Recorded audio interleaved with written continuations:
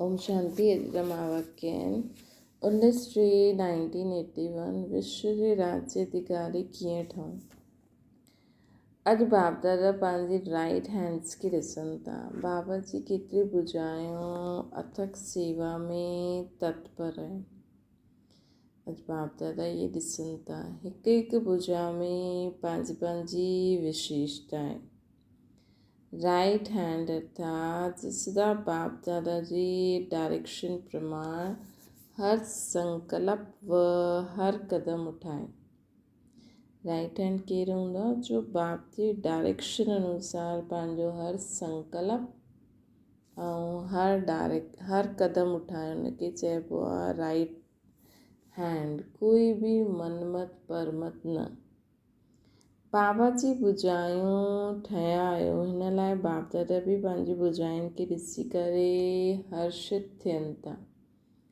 असां बाबा जी right hands ठहिया आहियूं, अर्थात हर संकल्प हर कदम बाप जी श्रीमत डायरेक्शन अनुसार कंदा आहियूं। इन करे बाबा बि हर्षित थींदा आहिनि। सभी राइट हैंड्स जे हथ में छा आहे? सभी राइट हैंड्स जे हथ में छा आहे? राज्य भाग्य जो गोलो हथ में आहे। चित्र बि ॾिठो आहे न, कृष्ण जे हथ में गोलो ॾेखारींदा आहिनि त हिकु कृष्ण अकेलो थोरी राज्य कंदो। तव्हां सभु बि साथ हूंदव न, त तव्हांजो चित्र बि आहे न। त पंहिंजे हथ में कहिड़ो गोलो सदा हुजिणो खपे? राज्य भाग्य जो गोलो सदा साथ हथ में हुजिणो खपे। बाबा चवनि था तव्हां सभिनि जे हथ में बि आहे न राज्य भाग्य जो गोलो। त बाबा चवनि था त छो जी अधिकारी त हाणे सभु अधिकारी त हाणे ठहींदा न। हाणे जा अधिकारी त हाणे संगम युग ते ठहींदा न। हाणे जे अधिकारी पंज संस्कार 21 जन्मनि ताईं हलंदा। हाणे बि राज्य, हाणे कंहिंजो राज्य ठहिणो आहे? मन बुद्धि संस्कारनि जो। पोइ भविष्य में विश्व जो राज्य रहंदासीं। हाणे जे राज्य अधिकारी ई विश्व जा राज्य अधिकारी ठहींदा। त हाणे जे राज्य अधिकारी आहियो। राज्य कारोबार ठीक हले थी? कहिड़ी राज्य कारोबार? मन में कहिड़ा संकल्प था हलनि? जीअं बाबा जा आहिनि हूअं बुद्धि में श्रीमत कंहिंजी कीअं हूंदी आहे? बाबा जी श्रीमत संस्कार स्वभाव बाप समान ईअं आहे कि मन में व्यर्थ संकल्प विकल्प आसुरी स्वभाव संस्कार आसुरी मत चेक करो। अगर हाणे असां मन खे चऊं बसि ॿियो कोई संकल्प न। बुद्धि खे परमधाम में बाबा वटि जीअं न शिव बाबा ईंदा आहिनि ऐं हली वेंदा आहिनि। कोई ॾिसंदा आहिनि, कोई ॿुधंदा आहिनि न। हाणे आया पंहिंजो कमु कयईं बाबा, हाणे मथे। हाणे संगम युग, हाणे सत्य। त हीअं हाणे असांजी राज्य कारोबार ठीक हले थी? तव्हां सभिनि जे राज्य जो छा हाल आहे? सभी राज्य कारोबारी लॉ एंड ऑर्डर में आहिनि? मन बुद्धि संस्कार स्थूल ऐं सूक्ष्म कर्म इंद्रियूं। हिते ई अगरि कॾहिं जा रूलर्स हूंदा त हुते छा कंदा? हिते अगरि कॾहिं जा रूलर्स ठहींदा त हुते छा कंदा? हुते बि 1-2 जन्म जा राजा ठही वेंदा। त 1-2 जन्म जो राजा ठहिणो आहे या 21 जन्मनि जो राज्य भाग्य खपे? ठहिणो 21 जन्मनि जो आहे त हिते पोइ कॾहिं जो छो? त सदा ई पंहिंजे मन बुद्धि संस्कारनि ते राज्य करण वारा राजा ठहूं। हितां जा संस्कार ई हुते खणी हलंदासीं न, त इन करे सदा जा राजो ठहिणो पए। तो सदा जी राजे ठहो मतिलबु सदा ई मन बुद्धि संस्कार पंहिंजी स्थूल ऐं सूक्ष्म कर्मी जूं सदा ई असांजे कंट्रोल में हुजनि। त चेक करो ऐं ख़ुदि खे चेंज बि कंदा हलो, तॾहिं सदा जा राजा ठहींदा। त बाबा चवनि था कि हाणे ऑस्ट्रेलिया निवासियुनि सां बाबा ॻाल्हाइनि था कि सभी निवासी वेस्ट करण में करनि था। केतिरे नंबर ताईं पहुचा आहियो त कंहिंचे धन तख़्त ताईं, उन में बि नंबर कहिड़ो, उहे बि पुरुषार्थी सुठा आहिनि। मर्यादा पुरुषोत्तम जा संस्कार भरण में लक्ष्य रखण में सुठा आहिनि। सच्ची सीतायूं ठही लकीर जे अंदर रहण जे लक्ष्य में सुठा हिम्मतवान आहिनि। रावण जी अट्रैक्शन में त न अची वेंदा आहिनि। रावण जी अट्रैक्शन छा हूंदी? देह जी संबंध, पदार्थ, वस्तु, वैभव, धन, संपत्ति, ये सब माया जी रावण जी अट्रैक्शन। रावण भी ॾाढो चमकीलो है न, चमचम आहे न। ॾिसो केॾी चीजूं अट्रैक्ट करे वठंदा आहिनि। ईअं त माण्हू चईंदा कुझु न वठंदासीं, कुझु न वठंदासीं। ॿाहिरि वेंदा काथे मार्केट में न उते कीअं चमचम चीजूं निकिरंदियूं आहिनि न, ॾिसो उते केॾी सुठी चीजूं निकिरनि, घर में उहे चीजूं फिकियूं लॻियूं आहिनि। मतलब जेसि ताईं उहा चीज असां वठूं न तेसि ताईं चैन न ईंदो।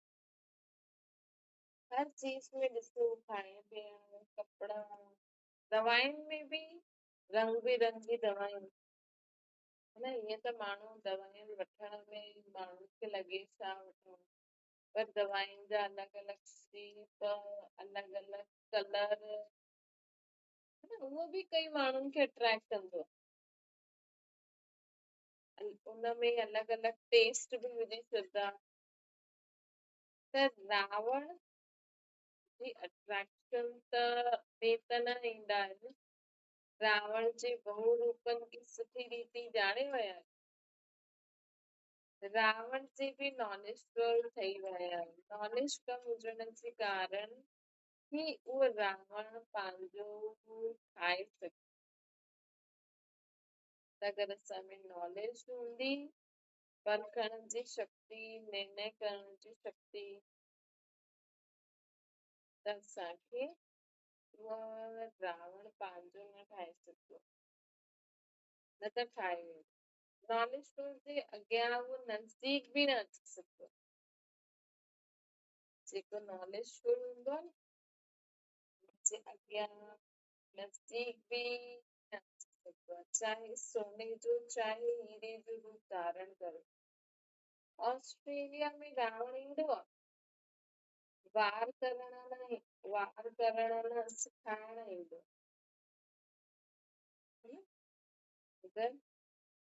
कॾहिं बि असां वटि माया जो कोई बि रूप अची वञे त वार करण न ईंदो आहे।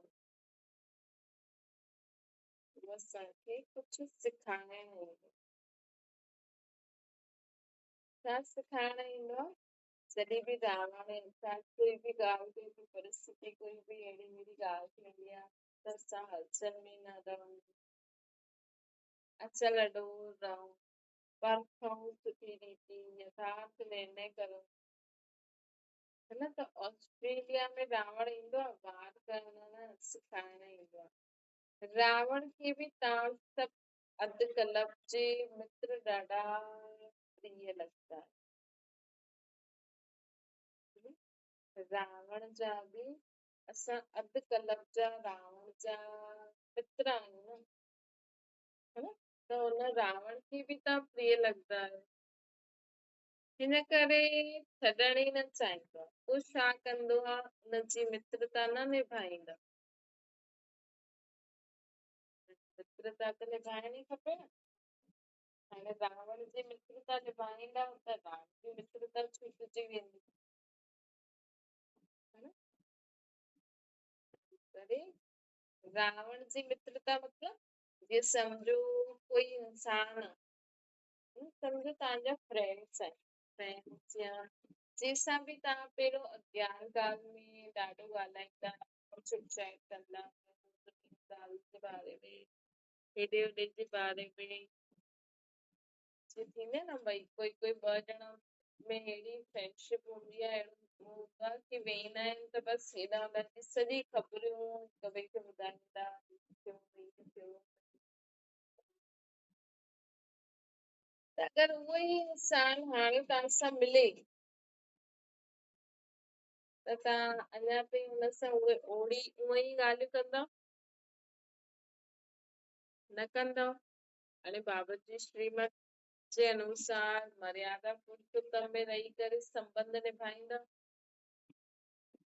की उन रीति उन्हनि सां चिट चैट कंदव ॻाल्हियूं कंदव हेॾा होॾा जी इहो है न त अगरि असां उन समय सोचियो इहो त मुंहिंजो मित्र हुयो उहो तव्हांखे हुन रीति तव्हां सां ॻाल्हाईंदो तव्हांखे बि उहो बि तव्हांखे बि पंहिंजी ॻाल्हियुनि में वरी खां हुन रीति लाहिण जी कोशिश कंदव लेकिन तव्हां सच्ची सीता ठहियो तव्हां हुननि जे ॻाल्हियुनि में त बाबा ॾिसो बि चवनि था की हिनखे चइबो आहे सच्ची सीता छोकी असां ॾाढे समय खां हुननि जा दोस्त यार ठहियल आहिनि हे त ज्ञान असांखे हाणे मिलियो हाणे असां ज्ञान में हलूं था है न त कॾहिं बाबा चईंदा आहिनि न रावण अंत ताईं ट्राए कंदो रहंदो हीअ वापसि असांजी थी वञे जीअं सम्झो तव्हां पहिरियों कंहिं ज्ञान में वेंदा हो या तव्हांजो कोई पहिरियों गुरू हुजे उहो बि माया जो रूप आहे उहो बि माया जे रूप ताईं तव्हांखे छॾंदो न अगरि हुन गुरू खे तव्हां रोज़ रोज़ नज़र ईंदा आहियो या अगरि तव्हां हुन गुरू खे सुठी रीति मञदा आहियो त उहो त कोशिश कंदो न तव्हां शिव बाबा जे जादू सां निकिरी वञो हिन ब्रह्म कुमारी जे ज्ञान सां निकिरी वञो वापसि असां वटि अचो है न अगरि तव्हां सुठो सत्संग आदि ॿुधंदा हूंदव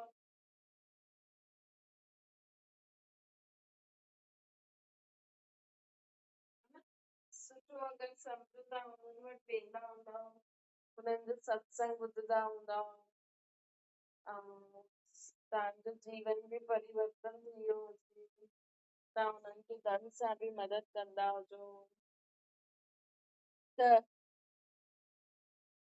उहो बि माया आहे उहो बि तव्हांखे अगरि अञा ताईं अगरि तव्हांजे आसपास हूंदा आहिनि कंहिं न कंहिं द्वारा या कुझु बि अगरि हुननि खे तव्हां यादि हूंदा न त उहे बि कोशिश कंदा तव्हांखे हुतां ब्रह्म कुमारी जे ज्ञान शिव बाबा जे जादू लाहे करे वापसि सां ख़ुदि जो जादू लॻाए मतिलबु ख़ुदि जे ज्ञान में वापसि लाहे उहो त इहे बाबा चवनि था की रावण बि तव्हांजो अधु कलाक खां मित्र ठहियल आहे न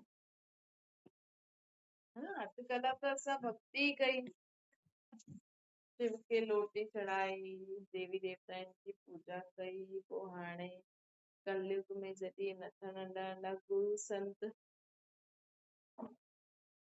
इन्हनि जे बि कनेक्शन में हुयासीं हाणे असां शिव बाबा सां जुड़ी आहियूं त उहो बि सोचंदा हूंदा न है न तव्हांजा संबंधी ॾिसो तव्हांजा भाउ भेण अगरि माउ पीउ बि हुजनि या कोई बि अगरि उहो ज्ञान में न आहिनि त तव्हां जीअं पहिरियों हुननि सां संबंध में ईंदा आहियो हाणे त हुन रीति न ईंदा हूंदव हाणे त बाबा जीअं चईंदा आहिनि ईअं ई ईंदा हूंदव न त हुननि खे लॻंदो हूंदो अरे मुंहिंजी भेण त चेंज थी वई है न अरे मुंहिंजी भेण त चेंज थी वई मुंहिंजी साहेड़ी त चेंज थी वई मुंहिंजी धीअ त चेंज थी वई त उहो बि तव्हांखे अञा ताईं खींचंदो अंत ताईं बाबति चईंदा आहिनि रावण अंत ताईं रावण मतिलबु इहे ई आहे जेका ज्ञान में न हलंदा आहिनि उहे हुननि सां जीअं असां ॻाल्हाईंदा मिलंदा हुयासीं त उहे अंत ताईं सोचदा मुंहिंजी धीअ मूंसां हीअं ॻाल्हाए मूंसां मिले मुंहिंजो ॿार हीअं फलानो फलानो त उन समय ॾिसो तव्हांखे बि कशिश थींदी आहे छा है न जीअं तव्हां पहिरियों हुननि सां मिलंदा हुयव माउ पीउ भाउ भेण या पति त ज्ञान में अचण खां पोइ धीरे धीरे उहो चेंज थी वेंदो न हुननि खे त यादि रहंदो आहे असां भाउ भेण हीअं कंदा हुयासीं असां हीअं कंदा हुयासीं उहो तव्हांजे साम्हूं हीअं चवनि त तव्हांखे बि उहो यादि ईंदी खेच थींदी की हा असां पोइ हीअं कंदा हुयासीं की तव्हां चईंदा अलाए मूंखे त यादि ई न आहे कुझु बि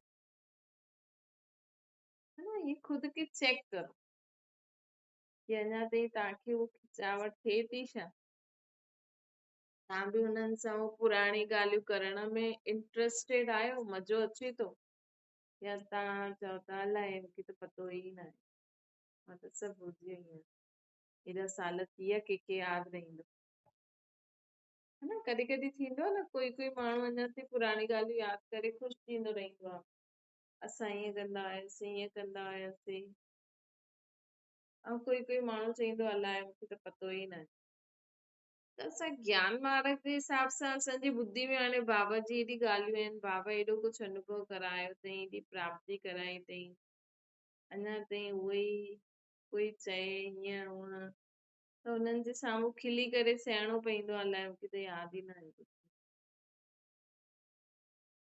त चेक कजो ख़ुदि खे की तव्हांजो रावण मित्र अञा ताईं तव्हांखे प्यारो आहे अञा ताईं तव्हांखे खीचे थो या रावण सां मुक्त थी विया आहियो मर्यादा पुरुषोत्तम थी रहंदा आहियो हाणे रावण 10 भुजायुनि सां तव्हांजी 10 प्रकार जी सेवा कंदो एतिरी भुजायूं सेवा में त लॻाईंदव न 10 भुजायुनि सां तव्हांजी 10 प्रकार जी सेवा कंदो एतिरी भुजायूं सेवा में त लॻाईंदव न 10 भुजायुनि जे जोर सां तव्हांजे लाइ ॾाढो जल्दी जल्दी ऐं सुंदर राज्य स्थापना जी तयारी कंदो ॾिसो बाबा चवनि था कि हाणे रावण 10 भुजायुनि सां तव्हांजी 10 प्रकार जी सेवा कंदो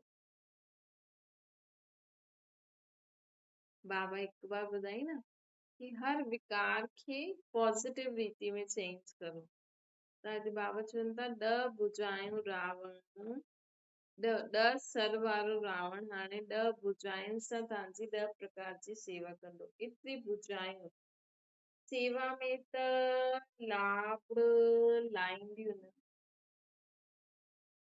10 भुजायुनि जे जोर सां तव्हांजे लाइ ॾाढो जल्दी जल्दी ॾाढो सुंदर सां सुंदर राज्य तयार कंदो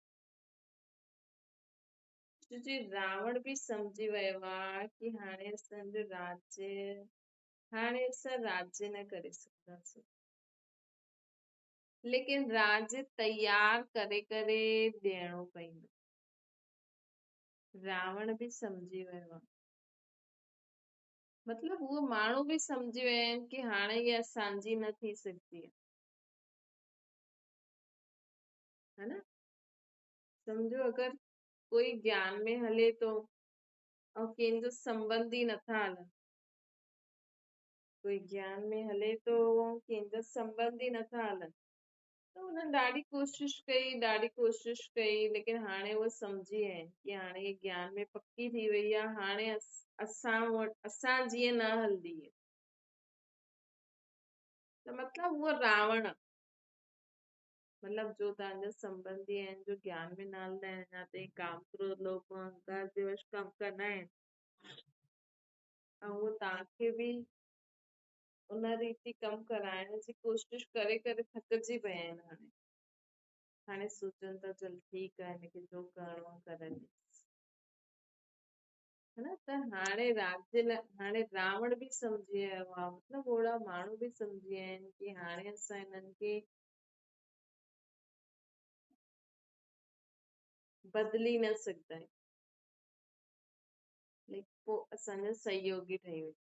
सहयोगी थियण मतिलबु राज्य तयार करे करे करण में सहयोगी थी न सघे असां त पंहिंजे राज्य त तयार करूं न। कोई बि कार्य करणो हूंदो आहे त चइण में ईंदो आहे न, 10 नाखुन जो जोर सां कार्य करणो। ही प्रकृति जा 5 तत्व, साथ साथ ये 5 विकार, वो ट्रांसफर थी करे 5 विशेष दिव्य गुणनि जे रूप में असांजी सेवा। प्रकृति जा ये 5 तत्व और ये 5 विकार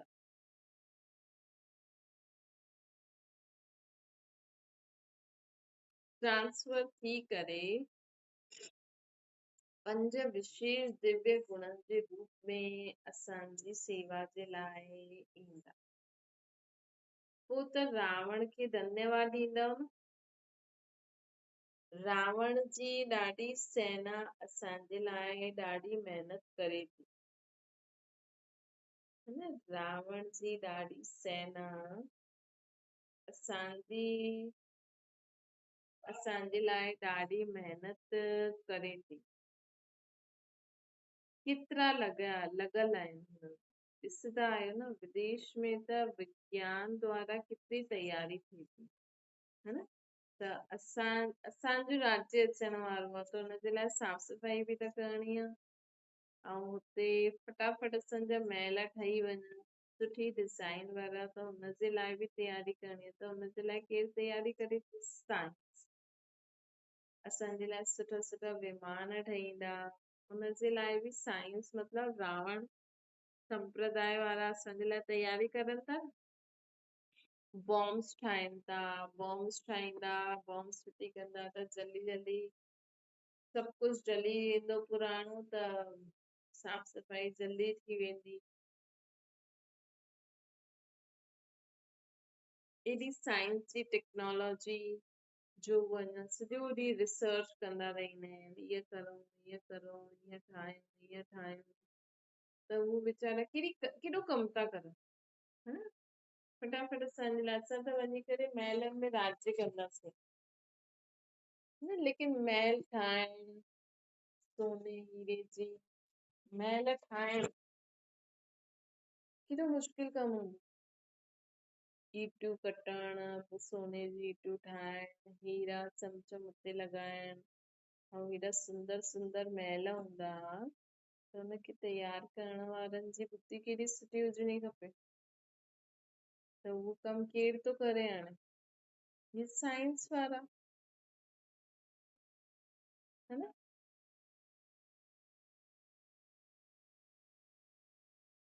है न, ॾिसो था न दिन प्रतिदिन। हाणे हिते ई ॾिसो कलयुग में पहिरियों कीअं घर ठहींदा हुया, हाणे घर ॾिसो माण्हुनि जा न्यू तरीक़े सां, है न।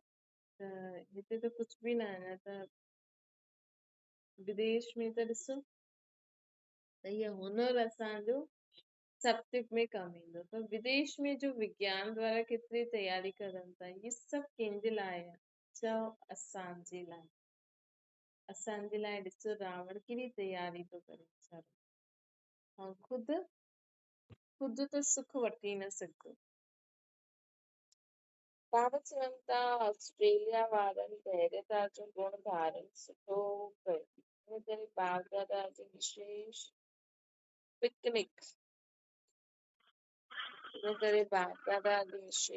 पिकनिक ऑस्ट्रेलिया वारनि सां करनि था। हर हिकु स्थान जी पंहिंजी पंहिंजी विशेषता हूंदी आहे न, जो ॿियनि खे चांस ॾियनि। अहिड़ा चांस न ठहिण जे लाइ बाप दादा सभिनि खे विशेष हिकु गिफ्ट ॾियनि था। कहिड़ी गिफ्ट? विशेष हिकु श्रृंगार ॾियनि था, उहा आहे सदा शुभ चिंतक जी चिंदी। चिंदी मतलब शुभ चिंतक जी चिंदी था ॾियनि। ताज सां गॾु गॾु हिकु चिंदी ज़रूर हूंदी आहे न, मथे बिंदी जी बिंदी लॻाईंदा आहिनि न, उन्हनि खे उहा चिंदी चईंदा आहिनि। त ताज सां गॾु गॾु हिकु चिंदी ज़रूर लॻाईंदा आहिनि, जीअं आत्मा बिंदी चमके थी न, ईअं मस्तक ते विच हीअ चिंदी जी मणी बि चमकदी रहे।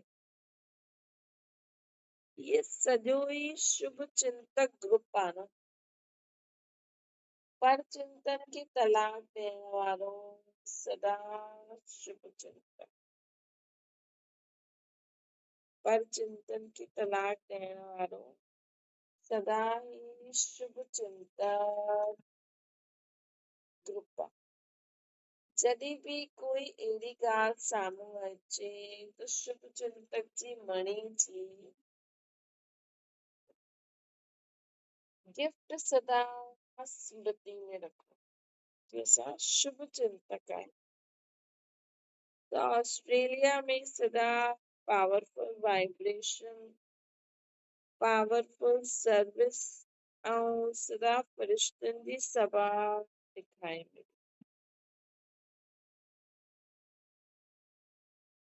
ऑस्ट्रेलिया में सदा पावरफुल वाइब्रेशन, पावरफुल सर्विस, सदा फ़रिश्तनि जी सभा ॾेखारे मिली। शक्तियूं पांडवनि जो संगठन बि सुठो आहे। शक्तियूं पांडवनि जो संगठन बि सुठो आहे। सेवा जो उमंग बि सुठो आहे। सेवा त सभु कंदा आहिनि, लेकिन सफलता स्वरूप सेवा उहा जंहिं सेवा में कहिड़ा बि संस्कार संकल्प विघ्न न हुजनि। असांजी सफलता मूलत सफलता स्वरूप सेवा कहिड़ी थींदी आहे, जंहिं सेवा में कहिड़ी बि प्रकार जो संस्कार व संकल्प विघ्न न हुजे। इहे ई ॻाल्हियूं सर्विस जी वृद्धि में समय लॻाए सर्विस के अॻियां न वधंदी आहे। सर्विस जो कारण छा आहे? संस्कार ऐं संकल्प। संस्कार ऐं संकल्प द्वारा सेवा वृद्धि खे न पाईंदी। इन करे सदा निर्विघ्न सेवादारी रहो। बाबा चवनि सदा निर्विघ्न सुठी रीति पर सेवा करें। त सेवा में विघ्न केरु विझंदो आहे? संकल्प ऐं संस्कार। अगर सदा निर्विघ्न सेवादारी रहो। ऑस्ट्रेलिया निवासियुनि केतिरे सेवा केंद्र खोलिया आहिनि। सेवा जो उमंग सुठो रहे थो पोइ भले बि काथे बि वञो, पंहिंजी सेवा सम्झी कार्य करो। ईअं न इहे त जर्मनी जी आहे, इहे त ऑस्ट्रेलिया जी आहे। बाबा जी सेवा व विश्व जी सेवा असांजी आहे। काथे बि रही करे तव्हां जो सर्विस करे सघंदा आहियो न करो। चाहे बाबा खे यादि करो, चाहे बाबा जो ज्ञान पढ़ंदा रहो, ॿुधंदा रहो, ॿियनि खे ॿुधाईंदा रहो। ज़रूरी थोड़ी सेंटरनि ते वञी करे सेवा करो। घर में बि ॾाढी सेवा करे सघंदा आहियूं। बाबा जी मुरली में ॾाढी सारी सेवा जा तरीक़ा बाबा ॿुधाईंदा आहिनि। बाबा जी सेवा व विश्व जी सेवा असांजी, हिनखे चइबो आहे बेहद जी वृत्ति। बेहद वृत्ति वारा आहियो न, जाते वञो पंहिंजो ई पंहिंजो। विश्व जे कल्याणकारी आहियो न कि सिर्फ़ ऑस्ट्रेलिया जे व आसपास जे। उहो त निमित सेवा जी वृद्धि कारण नियम ठाहियो आहे। लेकिन बाबा सभु चवनि था कि हीअं न कि बाबा चवनि था की ॾिसो इहे त निमित सेवा जी वृद्धि जे कारण अहिड़ा नियम ठहिया आहिनि भई इहो हिते सेवा करे इहो हिते सेवा करे अच्छी तरह से सेवा खे संभाले सघनि इन जे लाइ निमित ठाहियो हाणे अॻियां छा करणो सेवा केंद्र बि खोलिया गीता पाठशाला बि खोलियूं हाणे बि खोलंदा रही सेवा केंद्र बि खोलो गीता पाठशाला बि खोलो हाणे छा कंदा त के चई सूक्ष्म सेवा सां गॾु गॾु ॿियो बि कुझु करणो हाणे ऑस्ट्रेलिया में कोई अहिड़ो VIP अञा न आयो ऑस्ट्रेलिया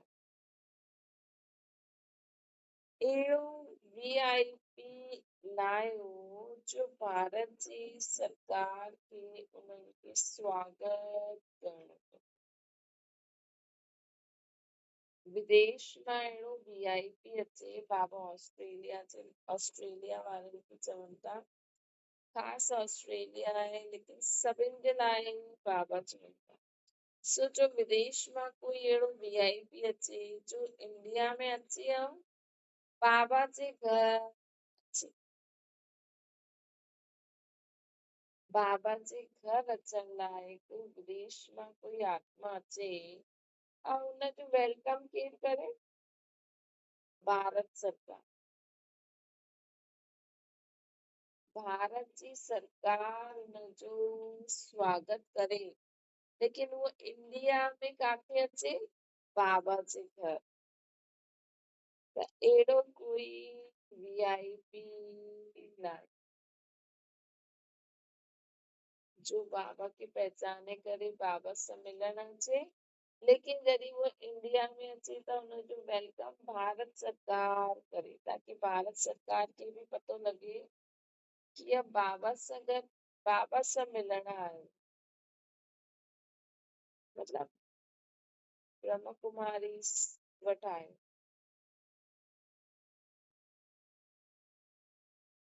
चईंदा ब्रह्म कुमारी सेंटर्स लेकिन ईंदा त बाबा सां मिलण न गवर्नमेंट ताईं आवाज़ वञे आवाज़ न थियणो हाणे सॼे विदेश मां कोई बि स्थान अहिड़ो सेवा करे न चाहींदे हुए बि भारत वारनि जे कननि में जबरदस्ती भी आवाज़ बनी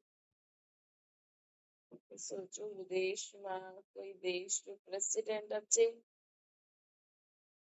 है न हिन देश में भारत में त माण्हू चवंदा न प्रेसिडेंट फलानो फलानो त प्रेसिडेंट खे त इंडिया जो प्राइम मिनिस्टर प्रेसिडेंट वेलकम कंदा आहिनि लेकिन उहा छो थो अचे न उहो VIP इन देश में छो अचे बाबा सां मिलण तॾहिं भारत वारनि जे कननि में जबरदस्ती आवाज़ पईंदी जीअं कुंभकर्ण जे चित्र में ॾेखारींदा आहिनि न अमृत कननि में विझो त हीअ सेवा थिए तॾहिं चईंदासीं विदेश जो आवाज़ भारत ताईं पहुचियो हाणे नंढी नंढी तूतारियूं ताईं पहुचियो आहे बिगुल वॼाइण पईंदो पोइ तव्हां सभिनि खे बाप दादा ॾाढी सुठी गिफ्ट ॾी हाणे बिगुल वॼाए अञा ताईं आवाज़ निकितो आहे बाबा चवनि था जॾहिं अहिड़ी आवाज़ निकिरे तॾहिं जय जयकार जी शहनाइयूं वॼिबियूं मतिलबु भारत जे कुंभकर्ण ईअं सहज जगण वारा न आहिनि हाणे त सिर्फ़ छा चई करे खराटा मारबा चईंदा छा आहे वरी सभु सम्झा सम्झंदा आहिनि छा आहे सुम्ही पईंदा आहिनि वरी अज्ञान नींद में हली वेंदा आहिनि वरी पंहिंजो उहो ई राधे राधे कृष्णा कृष्णा राम राम कंदा रहिनि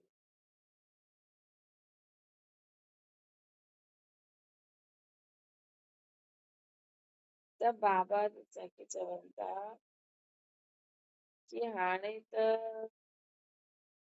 जॾहिं अहिड़ो कर्म करे ॾेखारींदा तॾहिं बाबा असांखे गिफ्ट ॾींदा विदेश में हर स्थान में अहिड़ा हिम्मत वारा आहिनि। हिन वारी नैरोबी वारनि कोशिश ॾाढी सुठी कई आहे, महिनत ॾाढी सुठी कई आहे।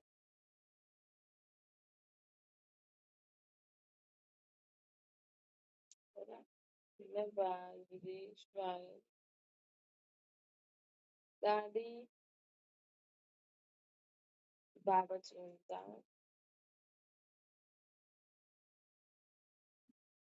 सम्झो हाणे छा करणो। विदेश में हर स्थान में अहिड़ी हिम्मत वारा आहिनि। हिन वारी नैरोबी वारा ॾाढी कोशिश सुठी कई, महिनत सुठी कई। आफ़रीन प्रोग्राम ऑफिशियल प्रोग्राम ठाहींदा तॾहिं आवाज़ थींदो न। पर्सनल प्रोग्राम ठाहींदा आहियो त आवाज़ बुलंद न थी सघे। इन करे ऑफिशियल प्रोग्राम ठाहियो जंहिंमें अज्ञानी बि अचनि। तव्हां पोइ जॾहिं अहिड़ी सेवा कंदा तॾहिं महायज्ञ जी समाप्ति समारोह मनाईंदासीं। हाणे त आरंभ कयो आहे। शक्ति सेना ईअं लॻे थी जीअं ठही ठहियल आहे। सूरत और सीरत ॿई शक्ति रूप में दिखाए में ॾियनि था। त बाबा जेको चवनि था कि हाणे असांखे छा करणो, शक्ति स्वरूप है। बाबा चवनि था कि हाणे असांखे शक्ति रूप ठहिणो।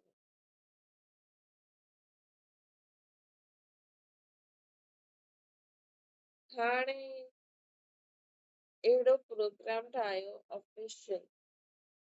तव्हां पोइ जॾहिं अहिड़ी सेवा कंदा त महायज्ञ जी समाप्ति समारोह कंदासीं। हाणे त आरंभ कयो। शक्ति सेना ईअं लॻे थी जीअं ठहियल आहे। सूरत सीरत ॿई शक्ति रूप में दिखाए में ॾियनि था। यूनिफॉर्म बि सुठी आहे। सभिनि जा बैच बि सुठा चमकनि था। महिनत सुठी कई आहे। ऑस्ट्रेलिया निवासी जेतिरा ई शुरू में स्वतंत्र संस्कार जा रहिया आहिनि।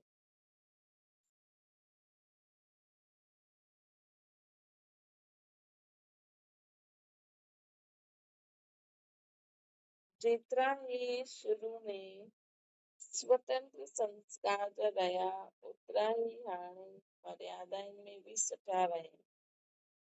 हाणे बाप जे मिठी बंधन में आया। हाणे बाप जे मीठे बंधन में आया। स्वतंत्र संस्कार वारा रहे और ओतिरा ही मर्यादा पूर्वक भी रहे ऑस्ट्रेलिया में। हाणे बाप जे मिठे बंधन में आया। सभु सुठा आहिनि। जीअं जेवर हूंदो आहे ओहिड़ो स्वरूप में लाइबो आहे न। इहो बि जेवर सुठो तयार थी वियो आहे, पॉलिश थी वई आहे न। पांडव बि सर्विसेबल सुठा आहिनि। रिगार्ड ॾियण रिगार्ड वठण हिन मंत्र सां सदा सहज सेवा जी वृद्धि थींदी। रिगार्ड ॾियण ऐं रिगार्ड वठण घर गृहस्थी भी कीअं सुखदाई ठही सघंदी। दुनिया में भी माण्हू कीअं सुठी रीति हली सघंदो आहे जॾहिं हिक ॿिए खे रिगार्ड ॾींदा रिगार्ड वठंदा तॾहिं घर गृहस्थी भी सुठी हली सघंदी आहे न। तव्हां ही ॿारनि सां ईअं ॻाल्हाईंदा त ॿार भी तव्हां सां ईअं ई ॻाल्हाईंदा। तव्हां ही माण्हुनि जे चाहे नंढो आहे चाहे वॾो आहे असांखे रिगार्ड ॾेई करे ई हलणो। सिर्फ़ रिगार्ड वठण सां न मिलंदो आहे लेकिन ॾियणो भी पवंदो। इन करे हिक ॿ में स्नेह ऐं यूनिटी सुठी रहंदी आहे। इहो मंत्र पक्को करे छो। रिगार्ड ॾियो रिगार्ड वठो।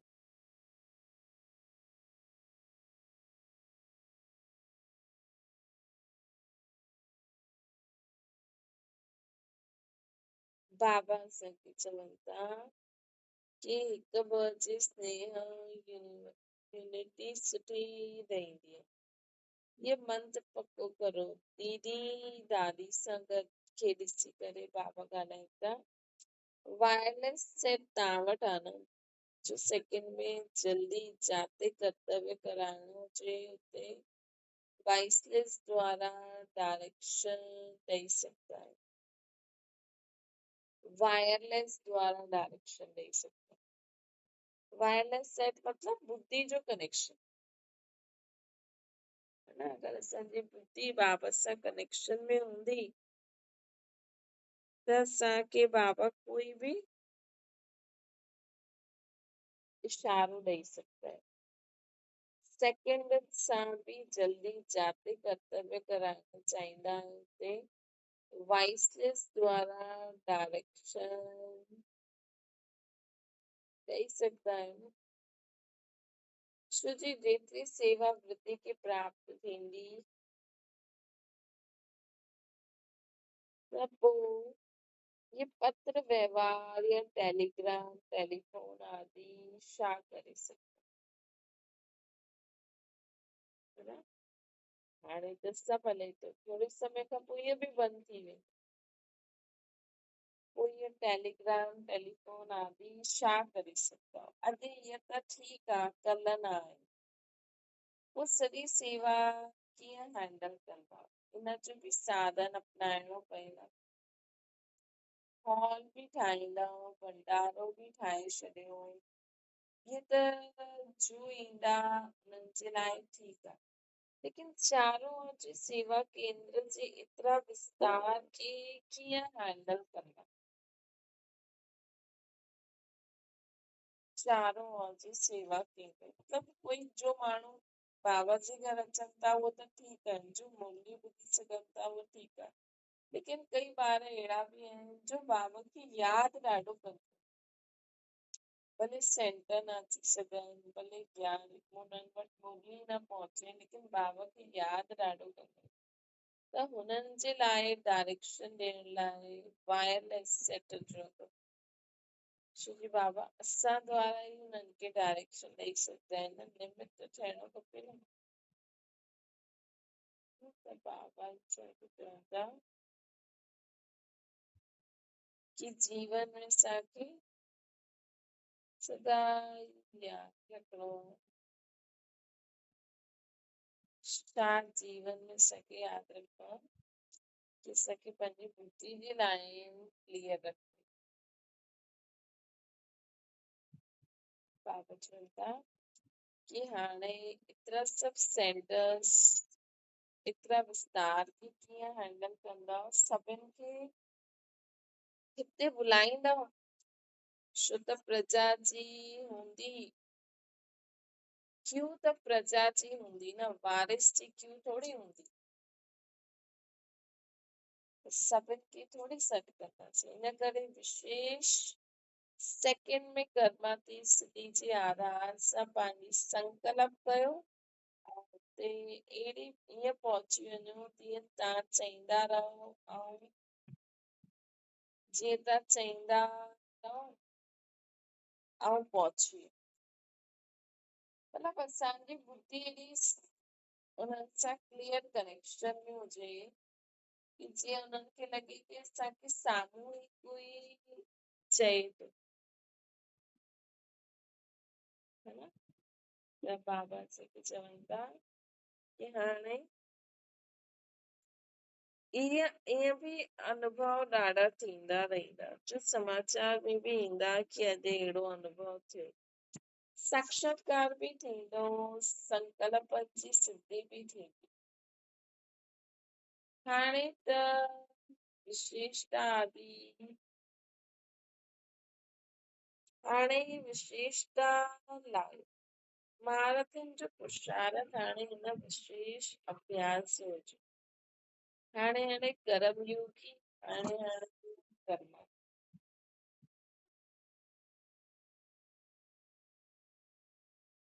हाणे कर्म योगी हाणे कर्म हिकु स्थान ते खड़े हूंदे भी चारों ओर संकल्प जी सिद्धि द्वारा सेवा में सहयोगी थई सघंदा आहिनि।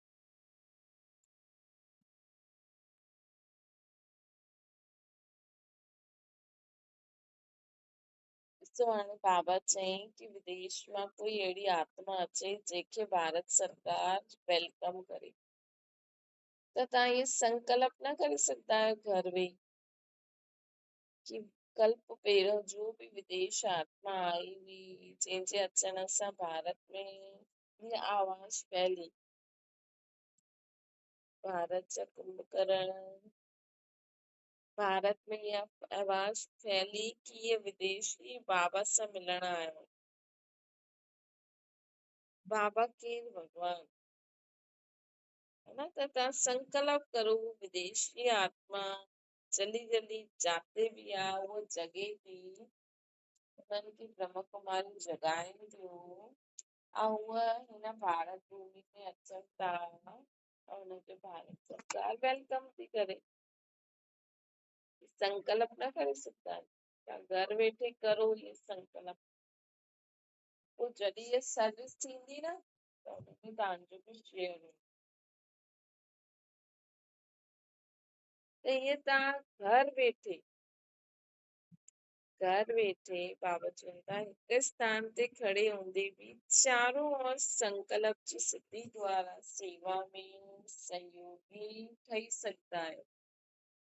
जीअं अॼुकल्ह ऑनलाइन बिज़नेस हले थो न, घर वेठे माण्हू केॾो कमाए थो, है न। फोन ते ई टिक टिक टिक टिक कुझु करनि था, कमाई थिए। त असां घर वेठे असांखे बाबा विश्व जो महाराजा महारानी ठाहिण जी पढ़ाई कीअं संकल्प जी सिद्धि सां ॾाढो समय ॾियणो पवंदो आहे न। जेतिरो समय ॾींदा आहियो ओतिरी ई ख़ुशी जी खान सभिनि वटि भरिजंदी वेंदी आहे। तव्हांजो टाइम ॾियण अर्थात ख़ुशी जी खान भरणु, ॿियनि जी ख़ुशियुनि खे ॾिसी ॿियो ई उन्हनि खे उमंग उत्साह दिलाइण जे लाइ संकल्प ईंदो आहे न। हाणे जेको असां भरियो आहे ज्ञान गुण शक्तियूं, ॾिसो हाणे जी दुनिया में सभु कुझु भुलिजी करे कोई बि तव्हां सां मिलण अचे फ़ोन करे, अगरि तव्हां हुन सां ॿ शब्द प्रेम जा ॻाल्हायो, कुझु न कुझु बाबा जे ज्ञान जे हिसाब सां ॾींदा रहो, उन्हनि जे लाइ शुभ संकल्प करो, त उन्हनि खे केॾी ख़ुशी थींदी आहे न। ॾिसो अगरि कल्ह तव्हांखे कंहिं बुरो शब्द चयो हुजे, अॼु उहो तव्हांजे साम्हूं अचे त अज्ञान काल में त उहो बुरो शब्द ई साम्हूं ईंदो आहे न। लेकिन हाणे ज्ञान मार्ग में अचण खां पोइ असांखे जीअं उहो भुलिजी वञिणो खपे। असां हुन समय हुनजे लाइ शुभ संकल्प करे हुनखे क्षमा करे अॻियां वधी वियासीं। त इन हिसाब सां अगरि असांजो पुरुषार्थ हूंदो न त हाणे असां ॿियनि खे ख़ुशी दिलाइण जे उमंग उत्साह दिलाइण जे निमित ठही वेंदासीं। त सभु सुठो ई अनुभव करो था न। त हाणे ॿियनि जी ख़ुशी खे ॾिसी पोइ तव्हांखे बि उमंग उत्साह जो संकल्प ईंदा। समय ज़रूरु ॾियणो पवंदो आहे, लेकिन समय जी सफलता 1000 गुणा ज़्यादा थी वेंदी आहे। हिन करे मधुबन जी आकर्षण सभिनि खे दिन प्रतिदिन ॿियो ई वधंदी वेंदी आहे। इहे तव्हां निमित आत्माउनि जी सेवा जो फल आहे, है न। इहे तव्हां निमित आत्माउनि जी सेवा जो फल आहे। त बाबा दीदी दादी सां ॻाल्हाइनि पिया, लेकिन निमित दीदी दादी हुया, लेकिन सहयोगी त सभई हुया न। ईअं ई भले हिते बि सेंटर ते निमित दीदियूं आहिनि, लेकिन अगरि भाउ भेण उते वञी योग न करनि, मुरली न ॿुधनि, त बाबा जी बि उहा शक्ति उते न ईंदी न। हिक सां कुझु न थींदो आहे, साथी बि खपनि। जीअं सिर्फ़ु दीदी यादि कंदी रहे बाबा खे त थोरी एॾो हलंदो सेंटर। दीदी सां गॾु जॾहिं ॿार बि बाबा जा ॿिया ॿार बि वेंदा आहिनि, सभु मिली करे बाबा खे यादि कंदा आहिनि न, त हुन समय योग अग्नि ज़्यादा जल्दी आहे, है न। त निमित कोई बि हुजे, लेकिन साथी सभी हूंदा आहिनि, तॾहिं गाॾी हलंदी आहे। ईअं ई तव्हां पंहिंजे घर में बि ईअं न सोचो कि बाक़ी सभु त बाबा खे यादि कंदा ई न आहिनि। तव्हां बाबा खे यादि कंदा वञो, तव्हां बाबा जी किरनियूं घर में फैलाईंदा वञो, तव्हां द्वारा उन्हनि आत्माउनि खे बि कुझु न कुझु प्राप्ति थी वेंदी। तव्हांजी इन करे बाबा चवनि था, दीदी दादी सां ॻाल्हाइनि पिया कि तव्हां ख़ुशि रहंदा आहियो, ॿियनि खे ख़ुशी जो अनुभव कराईंदा आहियो, त हिन करे मधुबन जी आकर्षण सभिनि खे दिन प्रतिदिन ॿियो ई वधंदी वेंदी आहे। इहे तव्हां निमित आत्माउनि जी सेवा जो फल आहे। ऑस्ट्रेलिया जे भिन्न भिन्न सेवा केंद्रनि सां आए उहे भाउ भेणनि सां गॾु अव्यक्त भावधारा जी मुलाक़ात। हर क़दम में पद्मनि जी कमाई जमा थिए थी। ईअं पंहिंजे खे पदम मां पदमपति भाग्यशाली अनुभव कंदा आहियो। सॼे ॾींहं में केतिरा पदम जमा थींदा आहिनि, हिसाब कढी सघंदा आहियो? अगरि असांजो हर कर्म, हर संकल्प, हर बोल बाप जी याद में हुजे, हर सेकेंड बाप जी याद में हुजे, हर श्वास बाप जी याद में हुजे, त कहिड़ा पद्म जमा थी वेंदा। पांडव मिली करे सेवा खे वृद्धि में लाइनि था। इहे त ॾाढो सुठो आहे। सदा हिकु ॿ सां संतुष्ट रहंदा आहियो। सदा हिकु मत हिकु रस आहियो। इहे बि हिकु ॾाढो वॾो एग्ज़ाम्पल आहे। सदा हिकु मत हिकु रस रहणु, इहे बि हिकु ॾाढो वॾो एग्ज़ाम्पल आहे। अगरि असां पंहिंजे जीवन में हिक जी मत ते हलूं था, हिकु रस सिधी ठाहे करे हलूं था, त इहे बि ॾाढो वॾो एग्ज़ाम्पल थी वियो। हिकु चई ॿिए मञे, या संगठन में बि अगरि असां हिकु चई ॿिए मञे, त इहा बि सुठो, ये भी एग्ज़ाम्पल थी वियो। ये सच्चे स्नेह जो रिस्पॉन्स है, लेकिन बाबा जी श्रीमत अनुसार हुजणो खपे।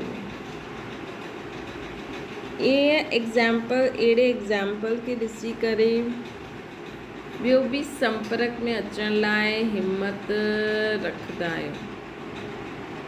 ईअं एग्ज़ाम्पल खे ॾिसी ॿियो बि अगरि असां ईअं हलंदासीं त असांखे ॾिसी ॿिया बि हिम्मत रखंदा। संगठन भी सेवा जो साधन ठही वेंदो आहे। संगठन भी सेवा जो साधन ठही वेंदो आहे। अगरि असां ईअं हलंदासीं हिकु मत हिकु रस सभु मिली जुली करे, त जो असांजो संगठन आहे न, उनखे ॾिसी करे बि माण्हू सिखंदा, त उहो बि सेवा जो साधन थी वेंदो। हिकु बाप हिकु मत, इहे ई संस्कार सत्युग में हिकु राज्य जी स्थापना करदा। हिकु बाप हिकु जी मत, इहे ई संस्कार सत्युग में राज्य जी स्थापना कंदा। निर्विघ्न सेवा हले थी न, कोई खिटखिट त न आहे न। जाते माया ॾिसंदी आहे कि हिननि जी यूनिटी सुठी आहे, गहराव आहे, त हुते अचण जी हिम्मत बि न रखंदी आहे। हिकु हिकु पंहिंजे खे सेवा जे निमित्त सम्झी करे हलंदा आहियो न। हिकु हिकु पंहिंजे खे सेवा जे निमित्त सम्झी करे हलंदा आहियो न। हिकु न, लेकिन असां सभु निमित्त आहियूं। असां हिकु न आहियूं, लेकिन असां सभु निमित्त आहियूं। बाबा निमित्त ठाहियो आहे न। ये स्मृति रहे त सफलता थींदी रहे। बाबा चवनि था हिकु न, लेकिन असां सभु निमित्त आहियूं। असां हिकु अकेला न आहियूं।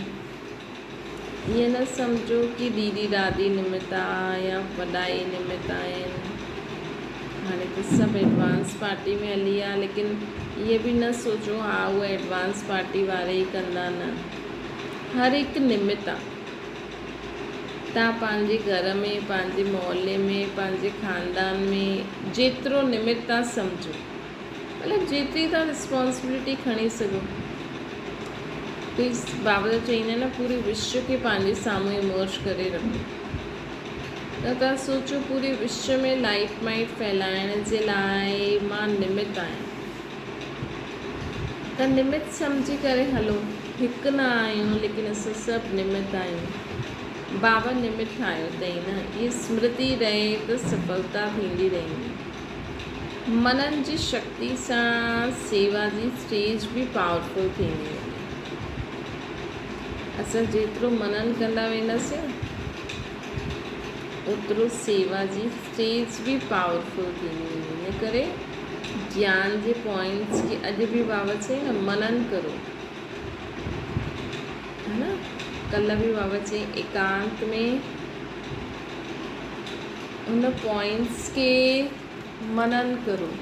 अॼु चई बाबा सवेरे सवेरे उथी करे, छो कि जेतिरो असां ज्ञान जे पॉइंट्स के मनन कंदासीं न, मतिलबु कोई बि पॉइंट, केॾी सारी पॉइंट्स हूंदियूं आहिनि साकार मुरली में, है न। साकार मुरली में तव्हां ॾिसो बाबा जी केॾी सारी पॉइंट्स हूंदियूं आहिनि, मतिलबु अलॻि अलॻि टॉपिक्स ते। कोई बि पॉइंट खणी वठो, हुन ते वीचार सागर मंथन कंदा वञो कि हा हिन जो मतिलबु हीअं। बाक़ी क्लास कीअं कंदा आहिनि, तव्हां जंहिंजी बि क्लासिस उहो कीअं कंदा आहिनि, उहे इहे ई कंदा आहिनि। बाबा जी ज्ञान जी मुरली जे हिसाब से मनन कंदा रहंदा आहिनि। तव्हां बि त पवित्र रहंदा आहियो न, है न। बसि तव्हां दुनिया जी फालतू ॻाल्हियुनि खे मनन न करे बाबा जी ज्ञान जी पॉइंट्स खे मनन करो। टाइम त सभिनि खे आहे, है न। ॿियो पॉइंट बाबा असांखे ॿुधाइनि था कि सदा पंहिंजे खे निर्बंधन आत्मा महसूसु कंदा आहियो। कहिड़े बि प्रकार जो बंधन त न महसूसु कंदा आहियो न। नॉलेज जी शक्ति सां बंधननि खे ख़तमु करे सघंदा आहियो। नॉलेज में लाइट माइट ॿई आहे। नॉलेजफुल आत्मा बंधन में कीअं रही सघंदी आहे। जीअं ॾींहुं ऐं राति इकट्ठो न आहे, वैसे मास्टर नॉलेजफुल ऐं बंधन इहे ॿई इकट्ठा न रही सघंदा। कोई बंधन आहे तव्हांखे? अगरि तव्हांखे बंधन आहे त मतिलबु सम्झो था कि अगरि असांखे बंधन आहे त मतिलबु नॉलेज जी कमी आहे। त नॉलेजफुल ठही वञो त बंधन समाप्त थी वेंदो। त बाबा चवनि था जीअं ॾींहुं राति इकट्ठो न रही सघंदो आहे न, वैसे नॉलेजफुल ऐं बंधन इकट्ठो न रही सघंदो आहे। नॉलेजफुल अर्थात निर्बंधन, बीती खे बीती। हाणे नयो जन्म थियो त पास्ट जा संस्कार हाणे छो इमर्ज कंदा आहियो। जॾहिं ब्रह्म कुमार कुमारी ठही आहियो त बंधन कीअं थी सघंदो आहे। ब्रह्मा बाप निर्बंधन आहिनि त ॿार बंधन में कीअं। हिन करे सदा स्मृति में रखो, मां नॉलेजफुल आत्मा, बंधन मुक्त आत्मा है। जहिड़ो बाप ओड़ी मां। टी पार्टी सां बाबा ॻाल्हाइनि था। सदा सफलता असांजो जनम सिद्ध अधिकार आहे। एतिरो नशो रहंदो आहे। सफलता हूंदी, थींदी या न थींदी, ये क्वेश्चन न। सफलता मूर्त आहियां, अहिड़ो नशो रहंदो आहे। मास्टर शिक्षक आहियो न, जीअं बाबा शिक्षक जी क्वालिफिकेशन आहिनि उहा मास्टर शिक्षक जी बि हूंदी। बाप समान ठहिया आहियो न, त कंहिं चई हा इहे हा हा जा गीत सुठा ॻाईंदा आहियो। हिन सां सिद्धा की बाबा जी गुण सभी खे ॿुधाए करे डांस कराईंदी आहे। कुमारनि खे ॾिसी बाप दादा खे ख़ुशी थींदी आहे। श्री कुमार कुमारियूं त्याग करे तपस्वी थी करे ठहिया आहिनि। ॿारनि जे त्याग जी हिमत ॾिसी, तपस्या जो उमंग ॾिसी बाप दादा ख़ुशि थींदा आहिनि। बाप जी महिमा त भक्त कंदा आहिनि, लेकिन ॿारनि जी महिमा बाबा कंदा आहिनि।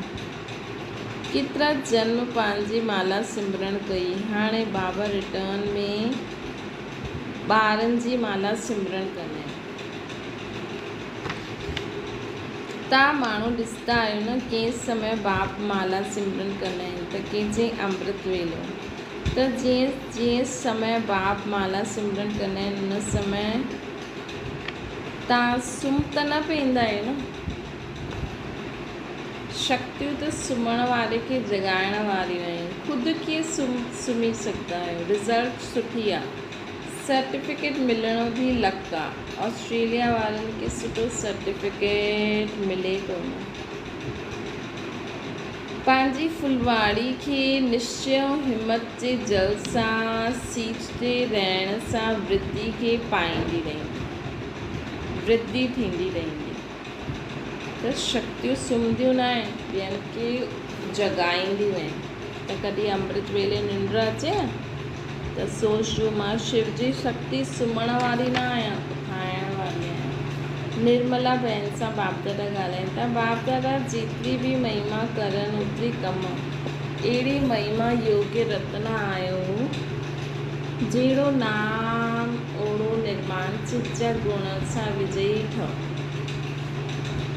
सहन शक्ति ऐं समाइण करण जी शक्ति जे आधार ते सर्व स्थाननि खे निर्विघ्न ठाहियो। सहन शक्ति ऐं समाइण जी शक्ति सां सर्व स्थान निर्विघ्न ठाहियो। त बाप दादा प्रत्यक्ष स्वर खे ॾिसी करे ख़ुशि आहिनि, इन करे सदा विशेष आत्माउनि जी लिस्ट में आहियो। सदा बाप जी मदद मिलंदी रहंदी आहे ऐं मिलंदी रहंदी। विशेष बच्ची जे मस्तक ते बाप जो हाथ आहे। सदा इहे ई चित्र पंहिंजे साम्हूं रखो। सर्व दैवी परिवार जो भी स्नेह ऐं सर्टिफिकेट आहे। त बाबा जो हथ असांजे सर ते आहे। सिर्फ़ु इहे न सम्झो दादियुनि ऐं दीदियुनि ते ई आहे। अगरि असां बाबा जो श्रीमत ते हलंदा आहियूं, बाबा सां रोअरियान कंदा आहियूं, बाबा सां सच्चा रहंदा आहियूं, त बाबा जीअं बंदिजी वेंदा आहिनि असांजी मदद करण लाइ। अगरि तव्हां रोज़ु बाबा खे सभु कुझु ॿुधाईंदव न, नंढे से नंढी ॻाल्हि बि, त बाबा जीअं बंदिजी वेंदा आहिनि तव्हांजी मदद करण लाइ। त सदा बाप जो हथ असांजे सर ते आहे, बाबा सां असां गॾु आहिनि, इहे सदा यादि रहे। बाबा जो हथ असांजे मस्तक ते आहे, इहे चित्र सदा साम्हूं रहे ऐं उन जे लाइ सदा बाबा सां सचो रहो। अच्छा, ओम शांति। बाबा खे यादि करो।